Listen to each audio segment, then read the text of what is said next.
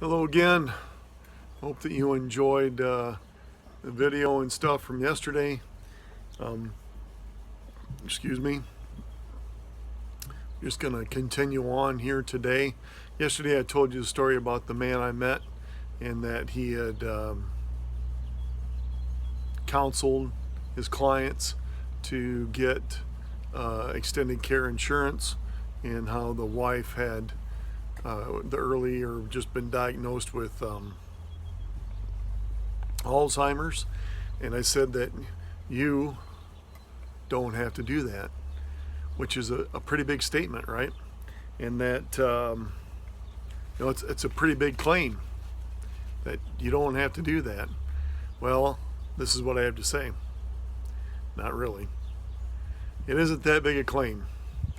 And I'm going to go on over the next few days and perhaps even weeks or months, I don't know.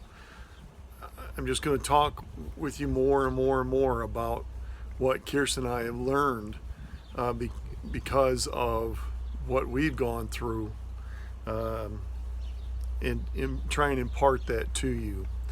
So moving along, and I have notes over here. And just because, like I told you last time, I tend to get on a rabbit trail and I never come back from the trail. Like a dog, I just keep chasing that rabbit and I won't let it go. So I'm going to tell you a little bit of my story, and I'm sorry if you've had to endure this before, but listen again. So I'm a fourth generation farmer.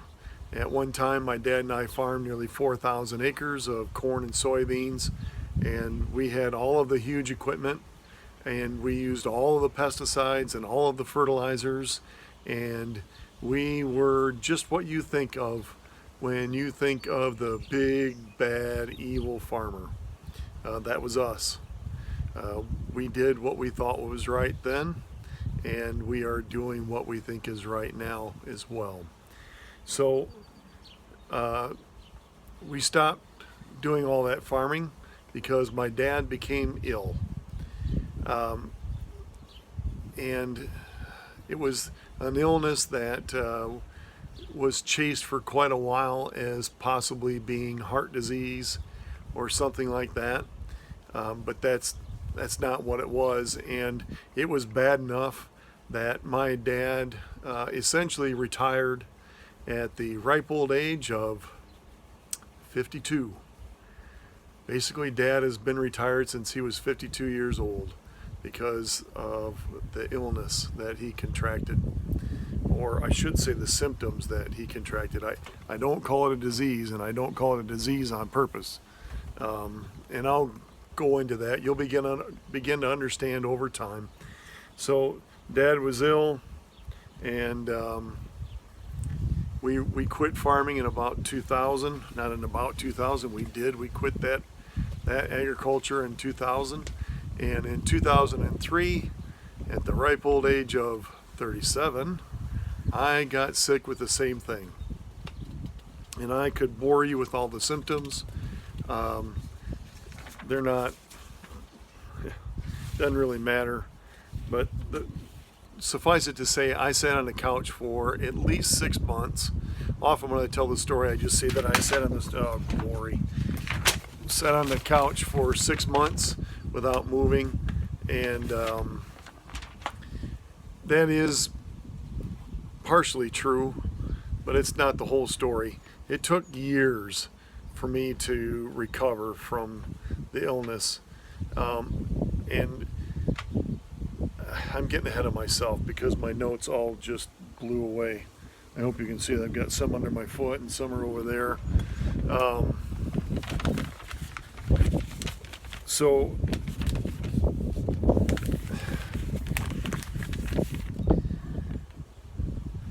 when we were still doing commercial farming, I got pneumonia pretty often, sometimes as often as twice a year. So when I became real ill, our doctor treated me for pneumonia. I don't remember how often, but he did for quite a while. And that didn't have any effect, it didn't help. So then his next thought was, well, maybe you have cancer. So he sent me to get a CT scan, which I didn't have cancer. And often when I tell this story, I say, when he said, hey, maybe you've got cancer, it didn't scare me. And the thought is of folks that, oh, it didn't scare me because I wanted to have a diagnosis. That isn't it. It didn't scare me because I was so sick and I was so out of it that it didn't even register to me. The idea that perhaps I have cancer, my doctor thinks maybe I've got cancer, didn't even register to me. I didn't care. I don't even know how to explain it. It just didn't matter. I didn't understand. I didn't care. It didn't register. I was in bad shape. I gained weight. It was bad.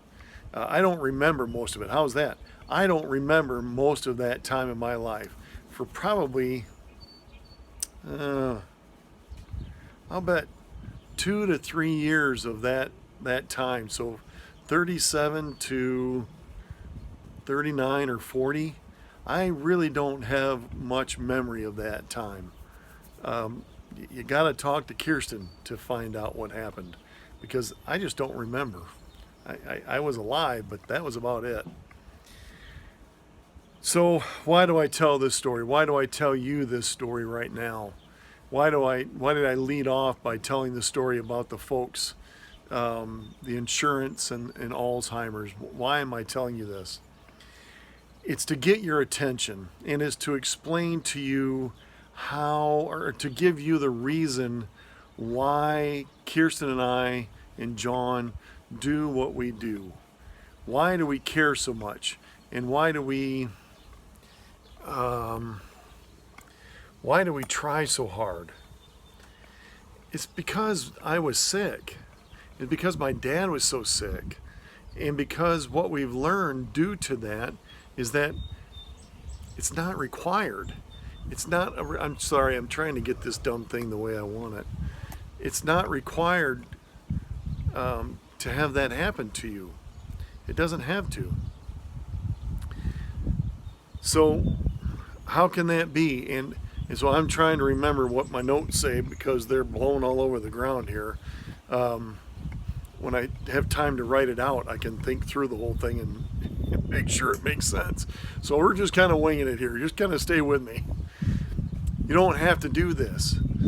And it has to do with, I remember now.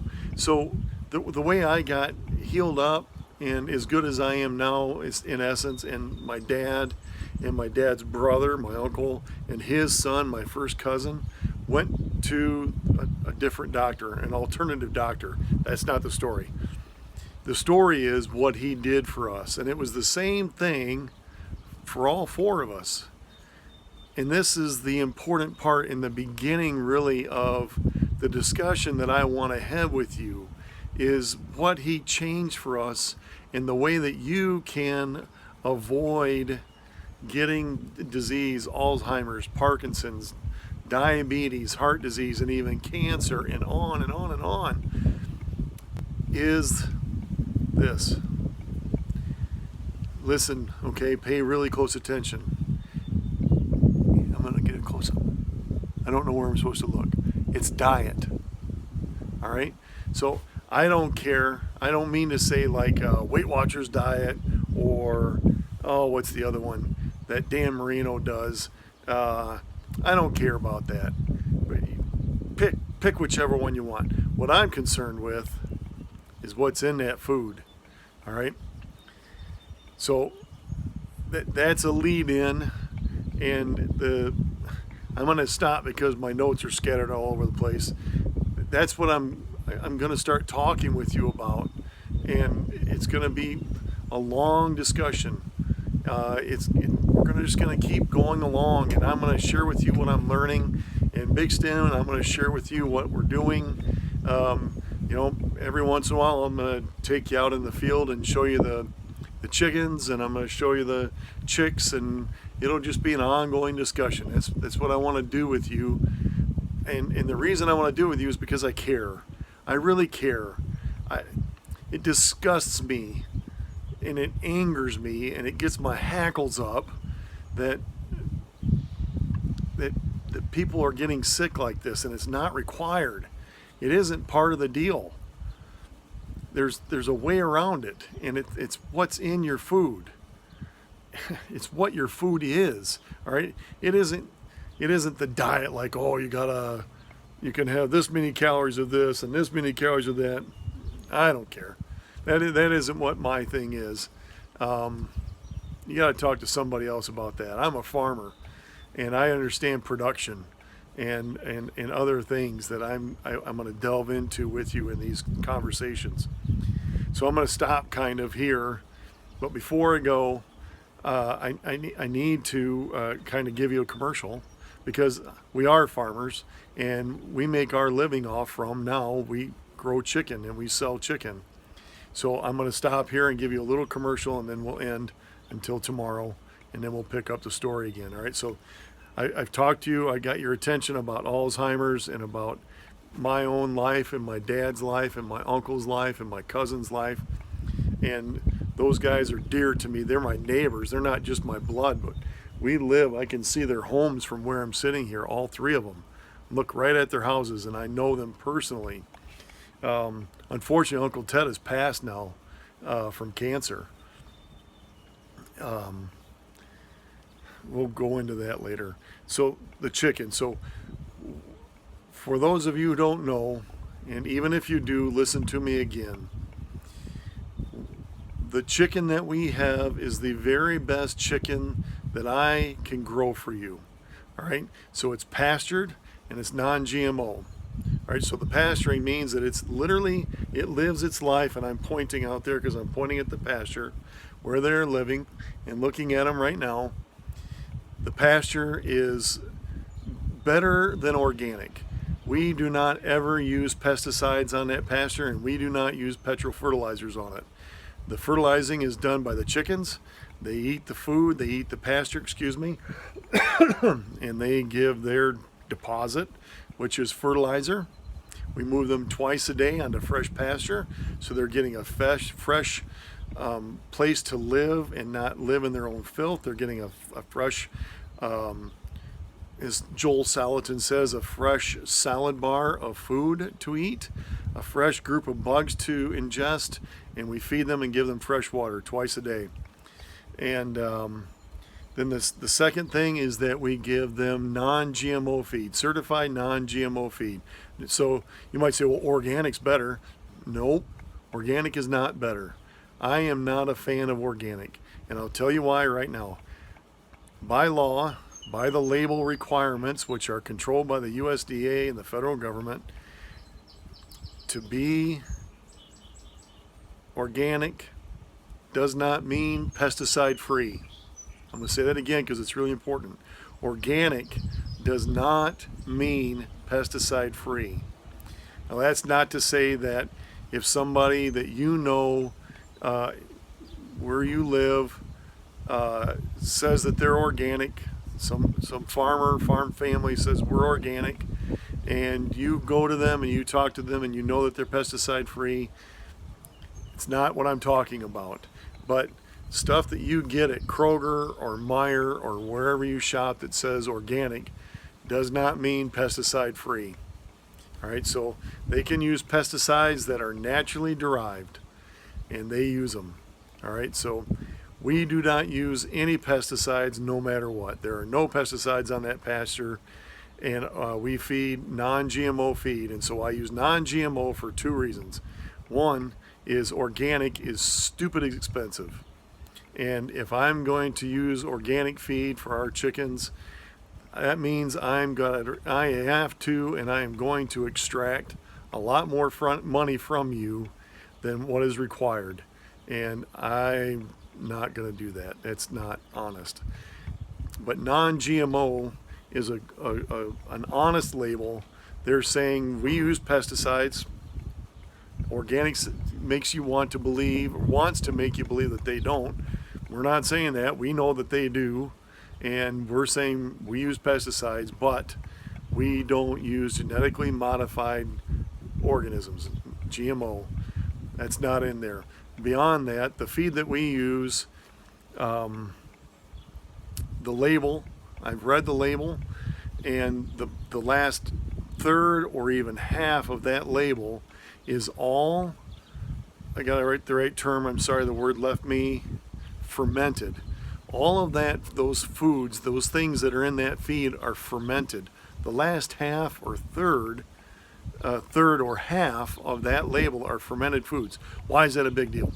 Fermented food, and this will be something maybe that Kirsten will talk to you about because it's not my deal, but fermented food is really, really, really, really, really good for your gut and my gut, meaning our digestive systems. That fermented food is also really, really, really, really good for those chickens.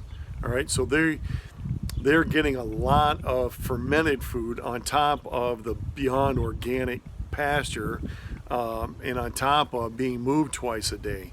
Okay, so this chicken that we have is the very best for your health that you can get. Let that sink in. It isn't just good flavored, which it is. It isn't just amazing texture, which it is. And it isn't just local, which it is. It is the very best for your health and to help you. Here's a Bill Clinton point. How do you like that? To help you avoid these diseases. And I'm going to go into and explain that later, okay? But I need to take a time to support us. All right? I'm happy to give you this information, but we got to eat too. We got to live and we've got to pay our bills. So our chicken is the best. It is absolutely the best that you can get. You cannot get better chicken than what we have. And because I care for you, I have a deal for you. All right? And to be able to see this deal written out, go to the description below this video and it's all written out. So here's what I'm going to do for you. From this week, today is July 31st through Friday, and I have it on my notes what the date is, but I don't know it in my head. So you'll just have to go look at the calendar. So today is July 31st, Monday. On Friday, so good from today through Friday, if you purchase $100 or more worth of our chicken, we are going to give you at least $10 worth of chicken for free. So you're going to get at least $110 for your 100. All right, there's more. Wait, that's number one. Number two, if you purchase over $150 worth of chicken, you're going to get the $10 of free chicken meat. And if you're within a 50-mile radius of our farm right here, we're going to bring it to your door for free on Saturday. So you got to order by Friday. Saturday, we'll bring it right to wherever I'm pointing, right to your door. Okay? For free. Not even going to charge you. There's more. That's two. Number three. If you order $200 or more, we are going to give you not only free delivery, but we are going to give you $20 worth of free food. And every $100 that you go after that, there'll be another $10 worth of free chicken. All right? So $100 gets you $10 worth of free chicken or 10% discount. $150 gets you free delivery. $200 gets you free delivery and $20, at least $20 with a free chicken. And it's good from today the 31st through whatever Friday is, August, whatever. I'm not going to try and figure it out. If you order by then, we'll bring it to you on Saturday. All right? It's the best chicken. I'm not kidding you. And we've been growing chicken for years, basically for ourselves. And this is the best chicken that we have ever grown. The flavor and the texture are absolutely off the chain. They are off the hook. It is so good. When we cook it, we throw it on the grill and we don't do anything to it. We just grill it and we eat it. It doesn't even need salt or pepper or butter or garlic or anything. I'm not kidding you. It's that good. Even the boneless, skinless breast. Just grill it. Just cook it. And it is So good. It is absolutely remarkable. All right, so I'm done for today. Meet me here again tomorrow. I'll send you another email that'll have the link. The reason I'm doing the link, I should have told you this earlier, is I don't like that email system. So I just give you a link to another spot where I can have a better, well, where you are now, which is on our website. It's just a page on our website. It's not published on the website, but it's there. And this is a link to that, and I can do a much nicer job. So thank you for your time. Thank you for listening to me. Eat well. Lord bless you.